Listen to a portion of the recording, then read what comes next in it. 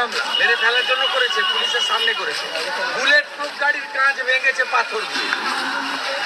সব রোহিঙ্গাদের নিয়ে এসে করেছে উদয়ন দিয়ে। সমস্ত রোহিঙ্গা বাংলাদেশ থেকে আসা। কি বলবেন এই যে বারে বারে এই ধরনের ঘটনা? আমি কালকে রাতেই DGP, governor, chief secretary, home সেক্রেটারিকে লিখে জানিয়ে এসেছি, কোর্টের অর্ডারে এসেছে। আমি যা করার করবো, আমি আগে থেকে সব করে এসেছি। আমি জানতাম এটা ঘটাবে। Police will face consequence. তুই ঢুকছিস কেন? DGP and SP Cooch Behar will face. Bulletproof গাড়িতে, পুলিশের গাড়িতে না উঠলে আমার সঙ্গে আপনি কথা বলতে পারতেন না, আমাকে মর্গে যেতে হতো আপনাকে দেখতে।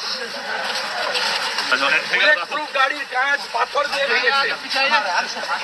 বুলেট প্রুফ গাড়ির কাঁচ বাসের কাছে আমি এককালে পারমিশন নিয়ে ভিতরে ঢোকার কি মানে হলো?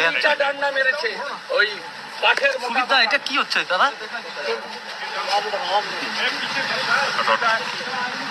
এই গাড়ির পিছনে গাড়ি আগে সুবিধা হাতটা পিছাও। গাড়িটা নিয়ে ঢুকবো।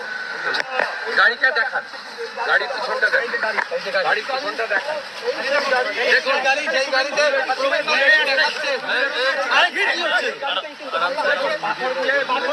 রিপাবলিকের লোগো নামাও। আরে কি হচ্ছে এটা?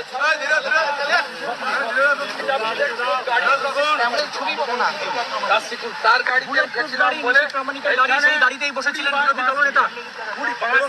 কাঠের মোটা বাটাম দিয়ে। এটা যখন ভাঙতে পারেনি, পাথর দিয়ে এইটা ভেঙেছে। পাথর দিয়ে ভেঙেছে। দেখুন পাথর দিয়ে। দেখুন আপনি বলছেন এটা কনভয় অ্যাটাক মেরে ফেলার জন্য। সাধারণ গাড়িতে থাকতে হতো, বাথরুম থেকে ঢেকে দিচ্ছে। রেন্টাল কারে এসেছিলাম, ওই গাড়িতে থাকতে থাকতো না কিছু। হ্যাঁ ঠিক আছে।